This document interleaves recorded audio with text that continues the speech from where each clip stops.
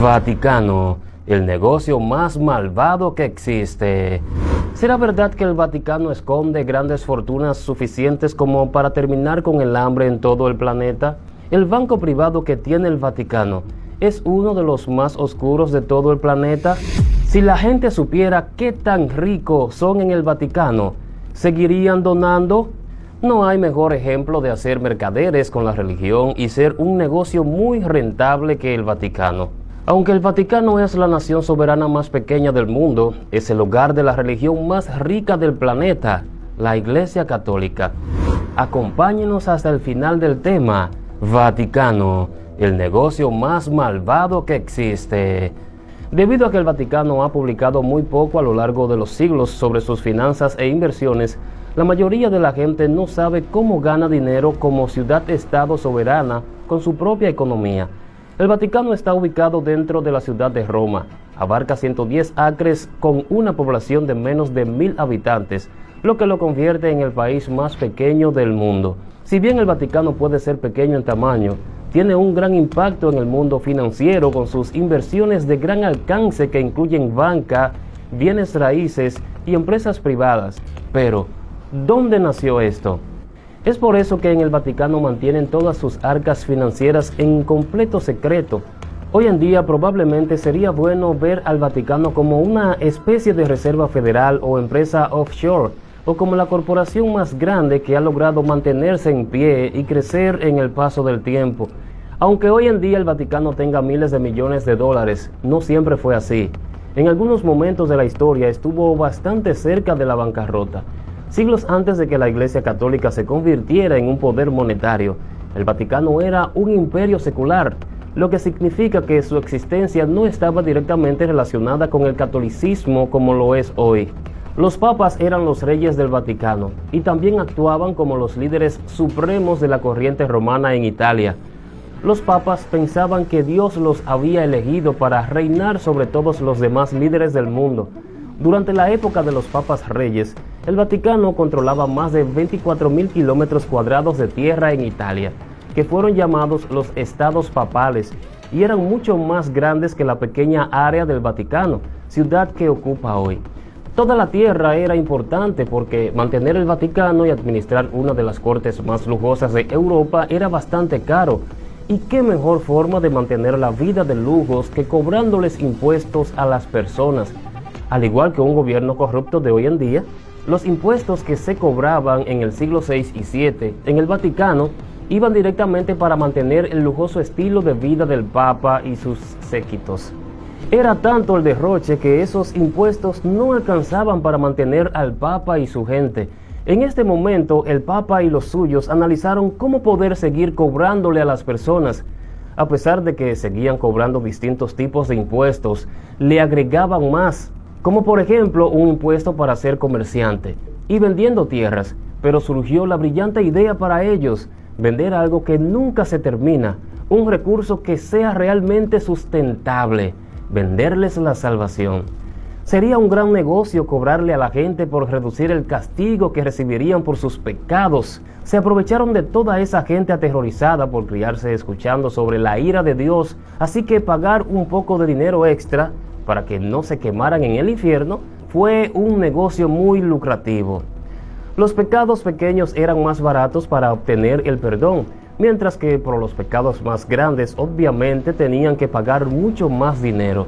Las indulgencias solo podían ser otorgadas por papas o, en menor medida, por arzobispos y obispos como forma de ayudar a la gente común a medir y amortizar su deuda restante. Las indulgencias plenarias o plenas cancelaban todas las obligaciones existentes, mientras que indulgencias parciales remitían solo una parte de ella. Naturalmente, la gente quería saber cuánta deuda se condenaba, al igual que los estudiantes modernos quieren saber exactamente qué necesitan estudiar para los exámenes, por lo que los periodos fijos de días, meses y años se fueron uniendo gradualmente a diferentes tipos de indulgencias parciales. Cientos de funcionarios de la iglesia estaban abusando de su derecho al vender perdones, pero cuando una gran riqueza se fue hacia el tesoro de la iglesia, se hicieron de la vista gorda y dijeron que todo era obra de Dios. La venta de perdones se prolongó durante más de 1000 años y durante ese tiempo la Iglesia y los papas se hicieron más y más ricos. Pero a partir de la Revolución Francesa de 1189, las cosas comenzaron a ir mal. Primero Napoleón exigió miles de millones en tributo por parte del Vaticano y luego otros estados de Europa copiaron la estrategia de Napoleón. Esto causó que a pesar que el Papa siguiera vendiendo la salvación, cada vez tenían menos reservas de oro y por tanto ya no podían mantener su estilo de vida de lujo. Cuando los estados europeos exigieron al Vaticano más cuotas, los impuestos en los estados papales siguieron subiendo y como cualquier estado del presente siglo, con líderes corruptos que te suben los impuestos todo el tiempo, la gente se rebeló. En 1848 la multitud asaltó la ciudad del Vaticano y le quitó la vida al primer ministro papal. La gente de los estados papales estaban cansados de ser tratados como una reserva de efectivo y el Vaticano se endeudó masivamente. El Vaticano estaba atrasado en 2 años en pagar sus facturas, ya casi no podían cobrar impuestos y la venta de perdones ya había casi desaparecido.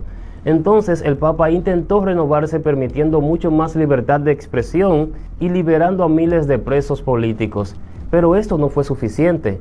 Desesperado por poder mantener el Vaticano y su estilo de vida, el Papa tuvo que tomar una decisión difícil y acudió a la familia banquera más poderosa del mundo, los Rothschild.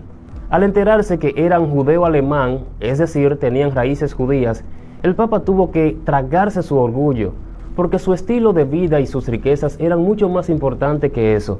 Hasta hoy en día, el Papa sigue endeudado con los Rothschilds, y entre ambos siguen manteniendo distintos negocios internacionales.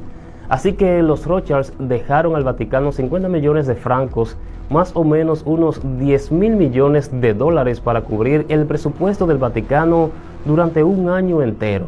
Pero luego, en 1870, los italianos invadieron Roma y pusieron fin al control del Vaticano sobre los estados papales. Incluso hacer tratos con los paganos no podía salvar el Vaticano de la ruina financiera. De los 24.000 kilómetros cuadrados de control del Vaticano, esto se redujo a menos de 30.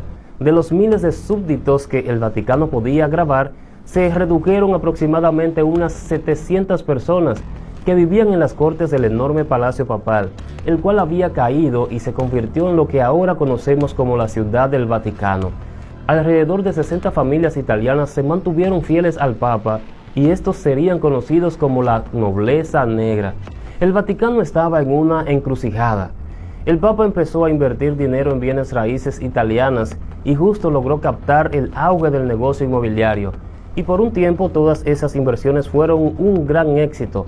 La mayoría de la nobleza negra siguieron los ejemplos del Papa y también invirtieron en el negocio inmobiliario, lo que les permitió lograr un poder impresionante dentro del territorio italiano. Pero como pasa también hoy en día, en 1887 el mercado inmobiliario colapsó y el Papa volvió de vuelta en picada. ¿Y qué podía hacer en ese momento? Pedir donaciones. Estaban en el importante negocio de salvar almas, y si los miembros regulares de la Iglesia Católica querían entrar en la salvación, todo lo que tenían que hacer era donar algo de dinero a la Iglesia. Luego llegaron las guerras mundiales, y aquí en la Iglesia había una oportunidad de obtener ganancias como nunca antes. Durante un tiempo, el nuevo Papa trató de que Italia se mantuviera neutral en la guerra, con la esperanza de que mantuvieran sus inversiones en Italia completamente seguras. Por desgracia, en 1915 los italianos declararon la guerra a Alemania y se unieron a los aliados, dejando al Papa buscando. Y como una forma de seguir generando ingresos, y se puede decir también que como venganza, el Vaticano empezó a venderle armas a Alemania, es decir, al bando enemigo. Y cuando todo este escándalo sale a la luz, se hicieron inocentes y dijeron que no sabían cómo eso había ocurrido. Esta medida no sirvió para nada, y para 1933 el Vaticano perdía 100 millones de liras al año. Cuando estalló la Segunda Guerra Mundial, en vez de mantenerse neutral, el Papa tomó el lado de Alemania temporalmente. El Vaticano se había hecho amigo del líder de la Italia fascista, Benito Mussolini, y suponían que aliarse a Alemania sería una decisión similar.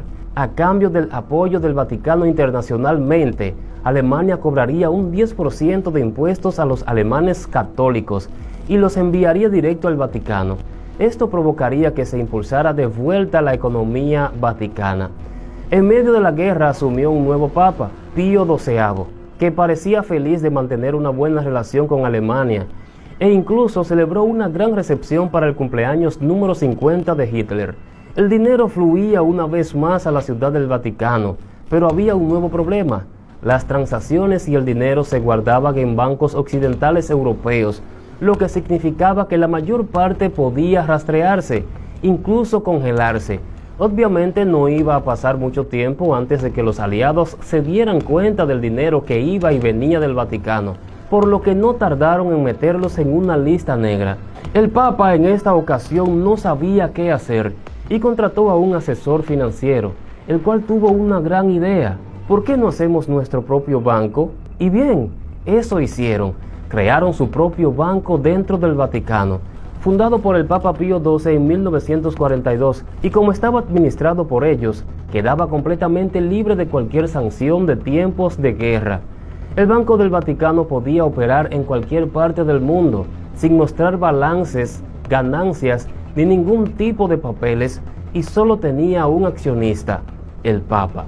Durante décadas, el banco ha estado en el centro de numerosos escándalos y acusaciones de mala gestión, lavado de dinero y fraude. El Vaticano ha visto muchos escándalos financieros a lo largo de su historia. El papel del Banco del Vaticano es quizás la parte más controvertida y poco entendida de las finanzas del Vaticano. Las dificultades financieras del Vaticano han sido discutidas constantemente, pero aparentemente no todos los asuntos han sido resueltos.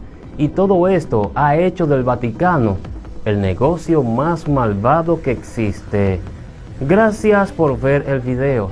Les invito a compartirlo en todas sus redes sociales y con sus conocidos para que se enteren de todo esto. No olviden regalarnos un like, pulsen a seguir la página si no lo han hecho para que reciban todas nuestras informaciones. Y visiten nuestra página web, noticiasdelfin.com. para que estén al tanto del acontecer mundial ligado a las profecías bíblicas. Nos veremos en la próxima. Dios les bendiga.